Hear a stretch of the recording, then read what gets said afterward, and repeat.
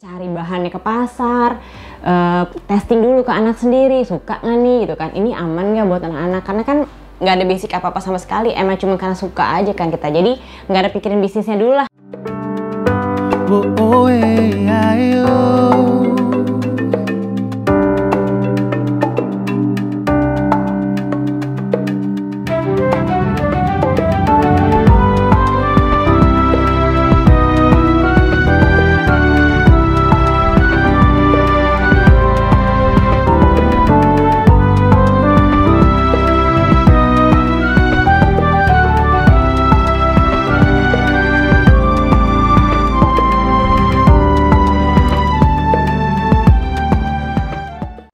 Nama saya Cita dari Ilo Kids.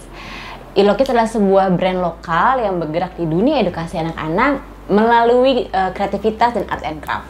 Kenapa namanya Ilo Kids? Ilo Kids itu, Ilo-nya itu bahasa Finland, artinya joy. Karena tujuan kami tuh mau membuat anak-anak ini merasakan joy of learning-nya gitu loh, perasaan joy, perasaan happy-nya waktu mereka bisa mendapatkan bisa ngerti gitu waktu lagi belajar. Mereka mendapatkan ternyata belajar itu emang fun, belajar tuh seru, untuk mencari tahu sesuatu itu kayaknya kayak main game gitu, kayaknya happy gitu. Jadi kayaknya kita pengen anak-anak ngerasain itu gitu, kita pengen mereka ngerasain itu, the joy of learning-nya itu sih sebenarnya lebih fokusnya.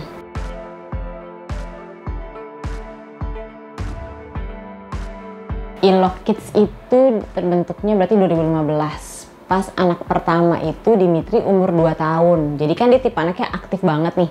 Bener-bener yang suka lari, loncat-loncat. Nah kita kebetulan waktu itu mau naik pesawat. Dan saya tuh takut banget naik pesawat. Jadi mikirnya aduh gimana nih kalau misalnya dia nggak mau diem di pesawat, kalau rewel gitu kan. Nggak ngerti kalau harus duduk manis dulu berjam-jam gitu. Terus akhirnya coba deh kita bikin buku aja. Siapa tahu kan lebih simpel dibawanya untuk buku per halaman. Jadi kita coba cari yang hal-hal yang dia suka, kayak piano waktu itu apa lagi ya, mobilan, ada ilmu, pokoknya kita coba cari yang membuat dia bisa ke distract lah gitu. Dan itu pakai bahan-bahan yang ada di rumah aja, ada kardus bekas, ada bekas kertas kado, ada baju dia yang masih kecil, potong kanan, motifnya lucu-lucu tuh, motifnya kita potong, kita tempel-tempel, pokoknya seadanya aja. Nah akhirnya coba nih pas kita berangkat, pas lagi udah take off kita kasih, dan ternyata it works gitu. Ternyata dia amazed lihat setiap halaman yang kebuka tuh, itu tuh yang dia banget, yang dia suka banget. Jadi dia kayak oh happy, jadi akhirnya ke distract lah dia sepanjang jalan pergi, sampai sana disimpan, pas pulang baru keluarin lagi di pesawat. Jadi ternyata dia suka. Akhirnya ya udah nih, pas iseng-iseng kita coba juga Instagram pribadi aja, iseng doang gitu.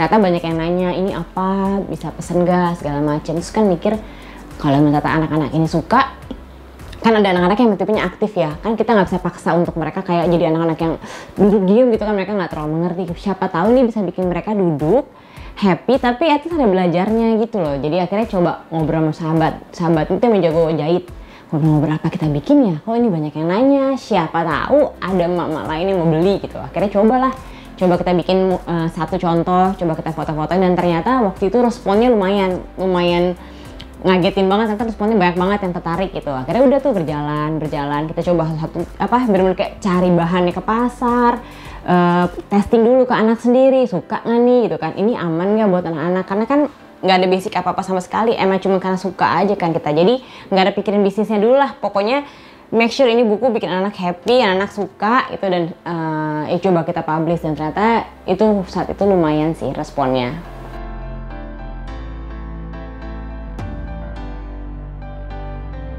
Jadi kan banyak yang suka nanya, maksudnya kayak ngapain sih kayak kalau ngajarin anak pakai cara yang kreatif kayak gini, kan kadang effortnya banyak gitu, waktunya yang dipakai juga banyak.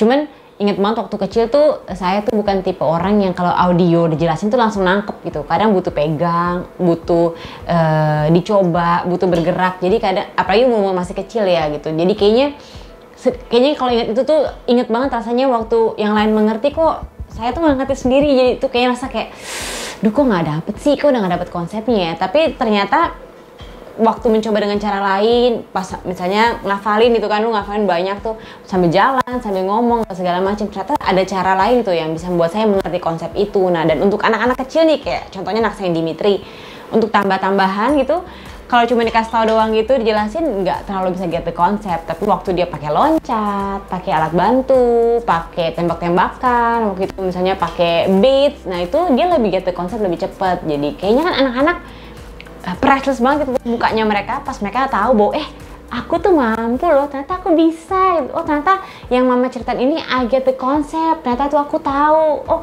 waktu tanya dia bisa jawab, waktu tanya dia bisa jawab, itu kayaknya buat mereka tuh ngerasa bahwa I can do all things gitu. Jadi perasaan itu yang membuat kita ngerasa wah pengen bantu nih mama-mama yang mungkin anaknya juga tipenya kinestetik, yang lebih suka, lebih fun untuk menangkap pelajaran dengan cara yang lebih kreatif. Siapa tahu ini bisa ngebantu mamanya juga untuk mengajarkan anak-anaknya. Jadi biar mereka ngerasa bahwa mereka tahu bahwa mereka punya potensi yang sama teman-teman yang lain gitu.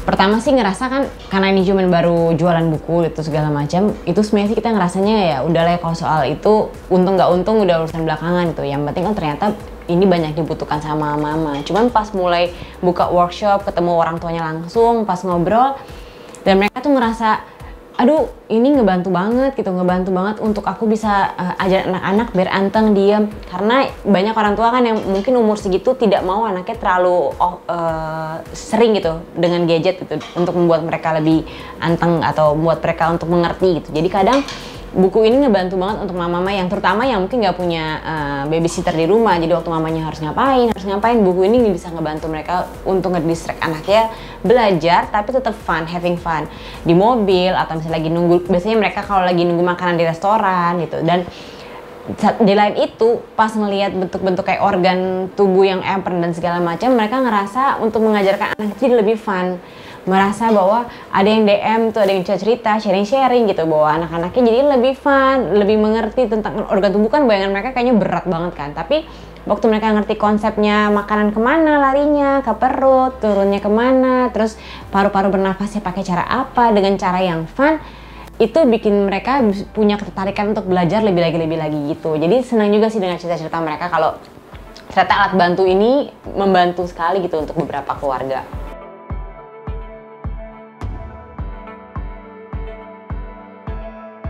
Kan banyak yang suka bilang tuh kalau misalnya kayak bikin ngajarin anak pakai activity kayak gini kan capek, misalnya effortnya banyak. Memang sih maksudnya yang kita harus siapkan tuh banyak. Cuman ngelihat dampaknya di Dimitri, terutama di Mia, di rumah kan dia tipe anaknya makin estetik banget.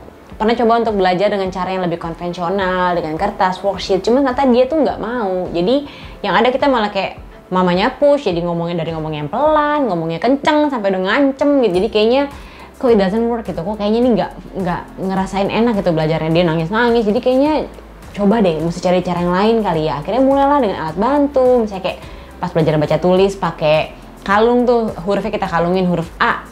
Kalau Dimi kemana-mana cari mana huruf A ya, mana huruf A gitu. Misalnya tuh lagi hari tentang belajar huruf A, terus pakai nerf gun, pistol-pistolan, pakai beads, pokoknya pakai stiker, pokoknya apa aja yang membuat dia fun. Tapi sebenarnya kita masukin pelajarannya di situ, dan ternyata ngelihat dia itu happy gitu, dia bisa, itu priceless banget. Dan akhirnya buat aku kayak emang harus pakai cara lagi, walaupun tetap memang harus berhadapan sama pelajaran akademisnya, tapi apa ya, pandangan dia terhadap dirinya sendiri bahwa dia mampu dan dia bisa itu udah nempel. Jadi dia ngerasa bahwa cobain hal baru, belajar lagi kok kayaknya aku bisa nih, kok kayaknya seru nih, kayak gitu. Dan bersyukur banget sekarang ya Tuhan buka jalan lah melalui apa yang aku bisa lakukan, apa yang aku buat di rumah bisa dirasain lah gitu, kasarnya bisa membantu banyak keluarga se-Indonesia sih. Sekarang kan misalnya kita bergeraknya udah sampai Indonesia, bahkan Tuhan buka jalan lagi untuk sampai ke luar negeri gitu. Beberapa keluarga udah pesan dari kita terus gitu, yang udah mulai sering gitu. Jadi kayaknya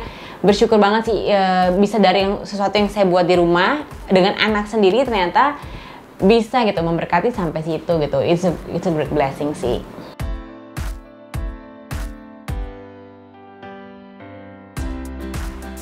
Untuk kita gitu ya, as a parents gitu, waktu kita ngedampingin anak, didik anak memang nggak mudah, terutama misalnya dalam hal pelajaran gitu kan. Kita mendampingi mereka untuk belajar, apalagi zaman sekarang lagi pada online nih. Memang itu nggak selalu fun, nggak selalu kayaknya indah gitu, semua orang saling mengerti. Cuman saat mereka tidak mengerti, atau misalnya kita udah stres nih, kok ini nggak ngerti-ngerti gitu. Kadang kita mungkin nggak bisa langsung di-push ke anaknya gitu. Kita mungkin harus kayak nge-recall lagi, kira-kira nih deh ada yang bisa dirubah nggak ya caranya, yang buat mereka lebih mengerti, yang buat mereka merasa lebih bisa memahami konsep yang kita maksud gitu. Kita memang mau nggak mau orang tua tuh mesti belajar lagi gitu. Dan aku tuh belajar banget untuk tidak fokus ke hasilnya gitu. Waktu lagi belajar bareng Dimitri itu sama Kara, nggak fokus ke hasilnya bahwa ini, oh anakku tuh berarti pinternya segini levelnya, gini, enggak. Tapi lebih ke proses pembelajaran, pengenalan antara kita berdua gitu. Aku jadi kenal anakku maunya apa, sukanya apa, jadi ngerti, oh caranya dia itu kalau ngomongnya begini dia lebih ngerti, oh pasti pakai perumpamaan ini dia lebih ngerti. Jadi dengan proses itu memang nggak mudah, cuman kita harus selalu kayak coba lagi untuk belajar lagi. Jadi mungkin kita nggak perlu push mereka untuk harus langsung get to konsep, ngerti nih. Apalagi kalau udah mulai kayak lihat tuh si A, lihat si B gitu kan. Bahwa setiap anak tuh berbeda, mereka punya fase berbeda, mereka punya cara berbeda, kebutuhannya juga berbeda. Jadi tetap semangat terus untuk kita kenal anak kita lagi. Dan kalau kita sudah mengenal mereka lebih lagi, pasti komunikasinya, cara kita belajar barengnya itu pasti udah jauh-jauh lebih fun. Jadi jangan pernah berhenti belajar. Semangat!